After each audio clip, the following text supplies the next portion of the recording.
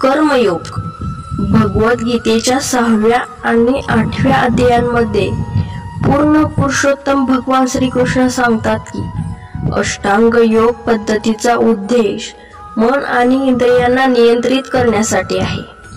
तथापि सर्वसामान्य लोकांसाठी ही पद्धत आचरणात आणणे अतिशय कठीण आहे, विशेषतः या कलियुगामध्ये, कारण या युगामध्ये अज्ञान आणि कलहाचे प्राबल्य असते।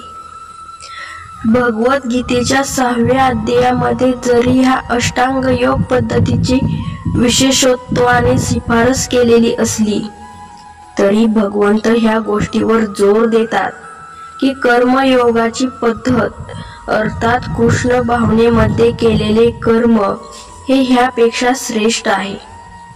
या जगामध्ये प्रत्येकजण आपल्या कुटुंबाचे पालन पोषण करण्यासाठी कर्म करीत आहे आणि काहीतरी स्वार्थ किंवा वैयक्तिक इंद्रिय तृप्तीचे उद्दिष्ट डोळ्यासमोर ठेवून प्रत्येक व्यक्ती कार्य करीत आहे। मग भले ते उद्दिष्ट आत्मकेंद्रित असो अथवा व्यापक, परंतु कृष्ण भावनेमध्ये राहून केलेले कर्माचे परिपूर्ण कर्म आहे आणि याचा अर्थ कर्म फळांशी अनासक्त होऊन कार्य करणे होय।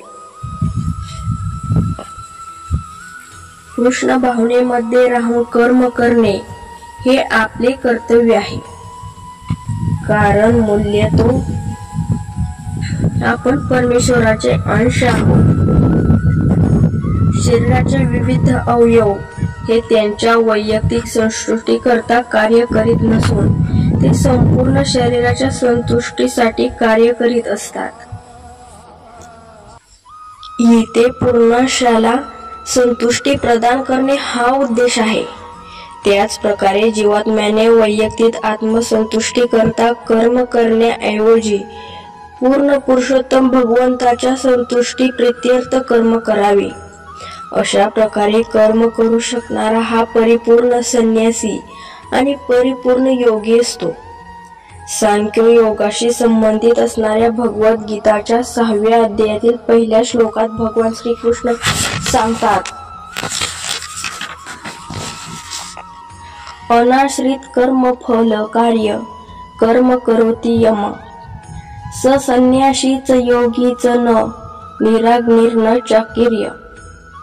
जो आपल्या कर्मफळांवर आसक्त नसून कर्तव्य म्हणून आपले कर्म करतो तोच वास्तविक संन्यासी आणि वास्तविक योगी होय।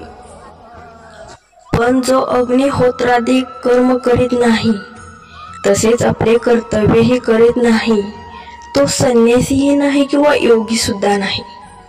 कधी कधी संन्यासी अयोग्यपणे विचार करतात की ते सर्व भौतिक कार्यकलापासून मुक्त झाल्यामुळे त्यांना अग्निहोत्रादी यज्ञ करण्याची जरुरी नाही। हे चुकीचे आहे। शुद्ध होण्यासाठी प्रत्येकाला विशिष्ट यज्ञ पार पाडावेच लागतात। पारंपरिकरित्या संन्याशाला यज्ञ करण्याची आवश्यकता नसल्यामुळे त्यांना कधी कधी वाटते की कर्मकांडात्मक यज्ञ प्रकार बंद करून ते मुक्ती प्राप्त करू शकतात। पण वस्तुत्व जोपर्यंत एखादा कृष्ण भावनेच्या स्तरापर्यंत येत नाही तोपर्यंत मुक्तीचा प्रश्नच येत नाही। ज्या संन्याशांनी यज्ञ करणे थांबवले आहे ते वास्तविकपणे स्वार्थ प्रेरित होऊन कृती करीत आहेत, कारण निर्विशेष ब्रह्मामध्ये विलीन होणे हे त्यांचे ध्येय असते।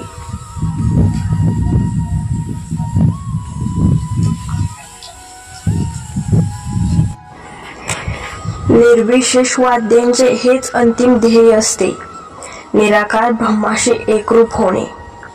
भक्तांना अशा प्रकारे कुठली अपेक्षा असत नाही, ते केवळ श्रीकृष्णांच्या संतुष्टीसाठी त्यांची सेवा करण्यातच समाधानी असतात। त्या बदल्यात त्यांना काहीच नको असते। हे शुद्ध भक्तीचे वैशिष्ट्य आहे। भगवान श्री चैतन्य महाप्रभूंनी हा भक्तिमय दृष्टिकोन थोडक्यात व्यक्त केला आहे। न धन न जन न सुंदरीम कवितान वा जगदीश कामये मम जन्मनि जन्मनीश्वरे बहुताद भक्ती रहे तुकी तत्वई। हे सर्व शक्तिमान प्रभू, मला ना संपत्तीचा संचय करण्याची ना सुंदर स्त्रियांचा उपयोग घेण्याची इच्छा आहे. मला अनेकानेक अनुयायी सुद्धा नकोत. जन्मजन्मांतर आपल्या भक्तिमय सेवेची अहेतुकी कृपा मजवर व्हावी एवढीच माझी इच्छा आहे. सारांश रूपात ही भक्ती योगाची पद्धत आहे. शुद्ध भक्तीची अनेक उदाहरणे आहेत. भगवान नरसिंह देव प्रल्हाद महाराजांना म्हणाले, प्रिय बालक, माझ्यासाठी तुला अतिशय यातना सहन कराव्या लागल्या. तुला जे काही हवे ते तू सांग. एक शुद्ध भक्त असलेला प्रल्हाद महाराजांनी कोणतीही गोष्ट मागण्यास नकार दिला. ते म्हणाले, प्रिय प्रभू, मी आपल्या सोबत काही व्यापार करीत नाही. माझ्या सेवेकरता मी कोणताही मोबदला स्वीकारणार नाही. हा शुद्ध भक्तिमय दृष्टिकोन आहे. आजचा भाग इथेच थांबूया. लवकरच भेटूया पुढील भागात. तोपर्यंत आपल्या चॅनेलला सबस्क्राईब करा आणि खालील बेल आयकॉनवर क्लिक करा, जेणेकरून आपले व्हिडिओ लवकरात लवकर तुमच्यापर्यंत पोहोचतील. जय श्री कृष्ण.